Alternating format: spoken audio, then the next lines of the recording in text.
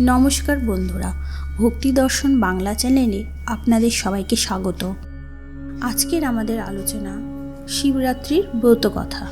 বন্ধুরা, এবছর 9 মার্চ বৈষ্ণবগণ শিবরাত্রির ব্রত পালন করবে, আর 8ই মার্চ শৈবগণ শিবরাত্রির ব্রত পালন করবে। বন্ধুরা, আমরা সারা বছরই মহাদেবের পূজা আরাধনা অভিষেক করে থাকি, কিন্তু অনেকেই আছে যারা নানা কাজে ব্যস্ত থাকার কারণে সেভাবে পুজো করতে পারে না। তারা যদি একটিমাত্র শিবরাত্রি ব্রত পালন করে, তবে সারা বছরের শিব পূজা করা, অভিষেক করার ফল লাভ করতে পারবে। মহাদেবকে তাই ভোলে বাবা বলা হয়, তিনি অল্পেই সন্তুষ্ট। চলুন বন্ধুরা, আজকে আমরা জেনে নেব শিবরাত্রির ব্রত কথা। পুরাকালের কথা, একদিন কৈলাস পর্বতে হর পার্বতী বসে বিশ্রাম করছিলেন। এমন সময় দেবী বললেন, প্রভু, ধর্ম, অর্থ, কাম ও মোক্ষ লাভের জন্য কি কাজ বা ব্রত পালন করলে আপনাকে সন্তুষ্ট করা যায়? মহাদেব বললেন, শোনো পার্বতী, ফাল্গুন মাসের কৃষ্ণপক্ষের চতুর্দশী তিথির অন্ধকার রাত্রিকে শিবরাত্রি বলে।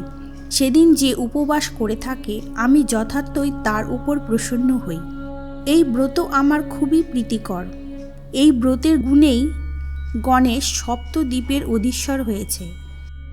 এখন এই তিথির মাহাত্ম্য বলছি, শোনো। পুণ্যতীর্থ কাশী নগরে এক ব্যাদ বাস করত। প্রাণী বধ করাই ছিল তার কাজ। একদিন সে তীর ধনুক নিয়ে শিকার করতে বেরোলো। একটা বনে গিয়ে সে অনেক রকমের পশু পক্ষী শিকার করলো। সে যখন শিকার জড়ো করে বাড়ি ফিরবে, তখন দেখল যে তার শিকারের মাংস খুব ভারী হয়ে উঠেছে। একলা সেগুলো নিয়ে যাওয়া খুবই কষ্টকর। তখন সে বনের একটা গাছের তলায় সেগুলো রেখে একটু বিশ্রাম করতে লাগলো। খুব ক্লান্ত হয়ে থাকার দরুন কিছুক্ষণের মধ্যেই সে গভীরভাবে ঘুমিয়ে পড়ল।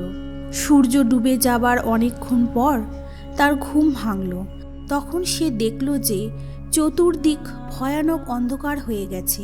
এখন সেখানে বসে থাকলে সাপ কিংবা বাঘভাল্লুকের হাতে তার প্রাণ যেতে পারে। এই অন্ধকারে পথ চিনে কুঠিরে ফেরাও এখন সম্ভব নয়। তখন সে হাতড়ে হাতড়ে সেই গাছটার উপরে মাংসের ঝোলাটা নিয়ে উঠে পড়ল এবং মাংসের ঝোলাটা গাছের লতাপাতা দিয়ে একটা ডালে বেঁধে রেখে কোনো রকমে গাছে বসে রাত কাটাবে ঠিক করল। একে সে খিদের জ্বালায় অস্থির, তার ওপর শিশির পড়তে থাকায় শীতে তার কাঁপুনি ধরল। কাজেই সে জেগে বসে রইল সারা রাত। সেটা ছিল বেল গাছ, আর আমার একটা লিঙ্গ মূর্তিও ছিল সেই গাছের তলায়। সেদিন ছিল শিবরাত্রি তিথি, আরও ব্যাধ সারাদিন উপসী ছিল। তার নড়াচড়াতে গাছের কয়েকটা পাতা শিশিরে ভিজে তার গা বেয়ে এসে পড়ল সেই শিবলিঙ্গের মাথায়। যদিও শিবরাত্রি ব্রতের নিয়ম পালন করার জন্য তার পক্ষে স্নান করার আর পুজো নৈবেদ্য দেওয়া মোটেই সম্ভব ছিল না, কিন্তু আমি পেলুম কেবল বেলপাতা। তবুও তিথি মাহাত্ম্যের গুণে সে পেল মহাফল, অথচ সে এ ব্যাপারে কিছুই জানল না। সকাল হতেই সে ফিরে গেল তার কুটিরে। বেশ কিছুকাল পরে তার মৃত্যু হলো। তখন যমদূত আর আমার দূতেরাও তার কাছে গিয়ে হাজির হলো। তাকে আমার কাছে আনা হবে না, বেঁধে যমরাজের কাছে নিয়ে যাওয়া হবে। এই নিয়ে যমদূতের সঙ্গে আমার দূতেরা খুব ঝগড়া বাঁধল। শেষে শিবদূতেরা যমদূতদের পরাস্ত করে ব্যাতকে আমার কাছে নিয়ে এলো। যম এই ব্যাপার সব জানতে পেরে আমার কাছে আসছিল। পথে নন্দীকে দেখে ব্যাধের সারা জীবন ধরে কুকর্মের কথা বলল। নন্দীও যমকে ব্যাধের শিবরাত্রির ঘটনার কথা সমস্ত বলে আরও বলল যে সে শুধু কুকর্মই করেছিল, তাতে কোনো সন্দেহ নেই, সে মহাপাপীও ছিল। কিন্তু শিবরাত্রির ব্রতের ফলে সে শিবলোক লাভ করেছে। যম সব শুনে সন্তুষ্ট হয়ে নিজের পুরীতে ফিরে গেল।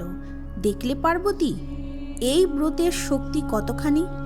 সেই থেকে পৃথিবীতে এই ব্রতের মাহাত্ম্য চারিদিকে ছড়িয়ে পড়ল। এই ব্রতের ফলে শিবরাত্রির ব্রত পালন করলে মানবের ধর্ম, অর্থ, কাম ও মোক্ষ এই 4 প্রকার ফল প্রাপ্ত হয়ে থাকে। বন্ধুরা, আজকে আমরা জেনে নেব শিবের প্রণাম মন্ত্র। ওম নমঃ শিবায় শান্তায় কারন্ত্রায় হেতব নিবেদয়ামি চাত্মানং তং গতি পরমেশ্বর। এরপর পারণ মন্ত্র।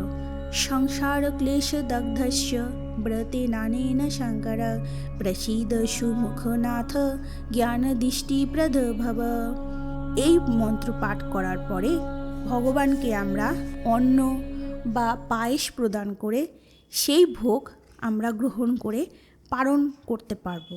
বন্ধুরা, আমাদের এই ভিডিওটি যদি আপনাদের ভালো লেগে থাকে তবে সাবস্ক্রাইব করে আমাদের চ্যানেলের পাশে থাকবেন এবং ভালো লাগলে একটা লাইক করে দেবেন এবং বন্ধুবান্ধবদের মাঝে এই ভিডিওটি শেয়ার করুন। শিবায় নমঃ।